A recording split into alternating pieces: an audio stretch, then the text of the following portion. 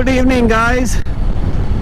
It's 23rd of February 2018. It's a Friday, and yes, I am vlogging on a Friday because my weekend is absolutely booked. This weekend I'm actually traveling, and I'm traveling to Mumbai for a day to meet a friend, kind of a personal meeting. And yeah, I don't think I should vlog that. So this is the first time I've got my bike to this road. This is, if you guys remember, this is the same road I used to vlog during my first 6 or 7 weekends. You know, this is the road which goes ahead to Bercha and also to Chorel, to Jam Darwaza, and even this was the very road I went for Vanchu Point. Hey, what's up?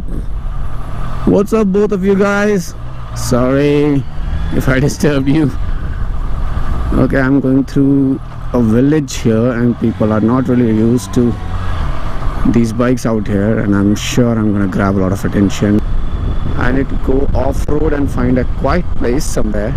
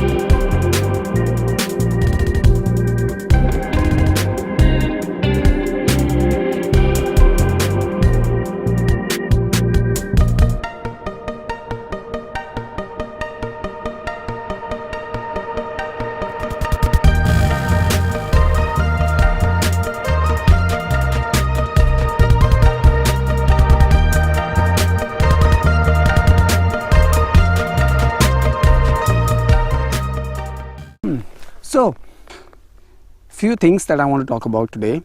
Why I went for CBR650 and not the Ninja 650. I had initially booked the Ninja 650.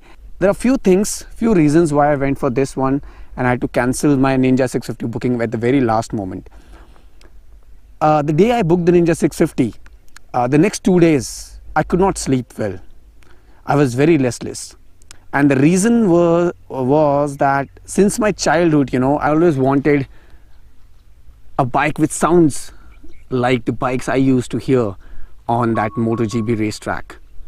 I was very fascinated by that sound, and then I slowly, when I grew in age, I found out that those are the bikes which are the 3 cylinders or the 4 cylinder bikes which make that sound. So I always thought that whenever I'm going to upgrade above my R15, I will always go for a bike which sounds like that. I got a call from Kasliwal Honda in Indore, and they told me that they have a brand new CBR650 just arrived at their showroom, and it is not yet booked. Otherwise, the CBR650 has a waiting of about 2 months. Yep. So they had this bike with them and it was not booked, and they told me to come have a look at it. I told them that I have already booked a bike, but then they insisted me to come and have a look, and I must thank them for that, because you know, one visit to that showroom and one look at this motorcycle changed my decision just like that. And it was helped by the moment when I heard the exhaust note on this one. I immediately called up the Kawasaki guy, cancelled the booking, and you know, went for this one. Well, I'm yet to come up with a name. I've not even decided whether I'll call it a he or a she. And when it comes to competition in this market, in this segment, it's a very weird situation out here, you know. Well, you have a 2 cylinders Ninja 650, and then in the 600cc class, you have a rather strange competition.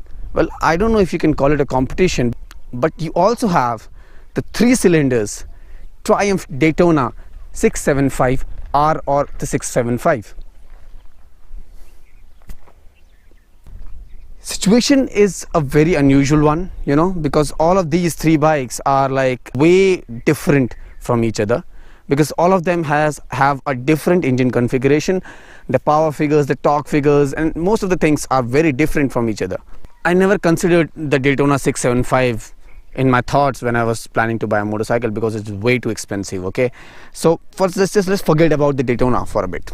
Okay, let's just focus about the 650 and the CBR 650 and the Ninja 650. Now both of them have a similar engine configuration, except the Ninja 650 is a 2-cylinder motorcycle and this one right here is a 4-cylinder motorcycle. The Ninja 650, when it comes to the engine, has a 2-cylinder 650 parallel twin engine, which gives about 68 horsepower and a 65 Newton meters of torque at 8,500 RPM. The Honda CBR has a 4-cylinder 648cc engine, gives a power figure of 86 bhp and a torque about 61 Newton meter at 11,000 RPM. Now the seating, I did get a chance to ride the Ninja 650 2-3 days back. Unfortunately, I was not having my camera with me, so I could not vlog that one. But the riding position on a Ninja 650 is very much relaxed. It can be a positive thing for some, but for me it doesn't work, because I wanted something in between of committed and relaxed. So R15 for me was a perfect match, and with the CBR, I got the exact riding position, which was an absolutely amazing thing. Next is the looks. Look wise also, I feel the CBR 650 looks a bit better than the Ninja 650. Although the paint scheme green I really liked, but then for me it doesn't add up the entire look of the 650. Even the rear tire is 160, while on this one I get a 180 rear section tire. So even on the looks, I will rate the CBR 650 a notch higher than the Ninja 650. One thing which I really like about the Ninja 650 is that it comes with a slipper clutch. Now that is one thing which I miss out on this one. What is slipper clutch? I am sure most of you guys know. If you don't, please comment down below. I will probably explain it in my next video. Another advantage of CBR 650 is the tank capacity. While the claimed figure for mileage on both of these are similar, you will get, depending on where you are riding and how you are riding, you will get somewhere close to 15 to 21 kilometers per liter. But in the Ninja 650, in this avatar, the new one, 2017 or 18 model, tank capacity उन लोगों ने कर दी है 15 liters. Last वाली Ninja में था, it was I think 16 something, but इसमें उन्होंने कर दी है tank capacity 15 liters. So this is a big thing, because if you planning to ride all day on this motorcycle, the range will be restricted. इसमें tank capacity is 17 liters. Well, that 17.3 to be exact. That is going to come handy to me, because I am going to tour around most of the time. So that's about both of these. So overall, I am very glad that I went for the CBR 650, although it did cost me around 2 lakhs more. But then the moment I rode this, not for the first time, because first time I was very scared, but the second, third time, once I got hang of it, it is a bliss to ride an inline 4-cylinder engine. And then that exhaust note which keeps on, adding music to your ride, and that feeling is absolutely out of this world. Let's get the Triumph Daytona back into the scene, right? Okay, this is the Triumph Daytona 675, and there is another version which is called Daytona 675R, which is a bit more track focused. So why I never considered this one? Because this model, the Triumph Daytona 675, costs 11.3 lakhs in India. It has got a lot of electronics built in. The 3 cylinders 675cc gives you 117 horsepower compared to the 86 horsepower on this one. So it is more powerful.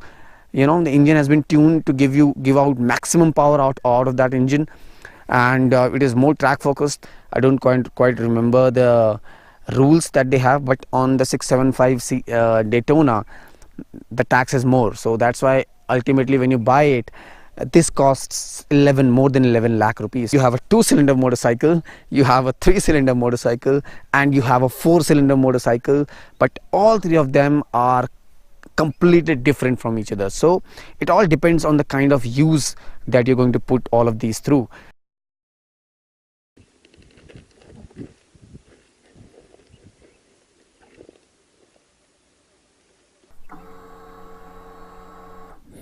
Well, I also forgot to tell you guys that this motorcycle is having HISS, which is Honda Ignition Security System, which is an immobilizer inbuilt on this motorcycle. Immobilizer is a facility where your bike is theft proof, and every motorcycle and its key are compatible with one particular code. So if anybody else tries to fiddle around with the keyhole and tries to switch on the ignition, it will not switch on.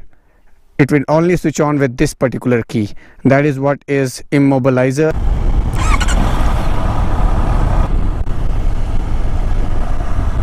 Okay guys, so I think it's time for me to wind up the vlog today.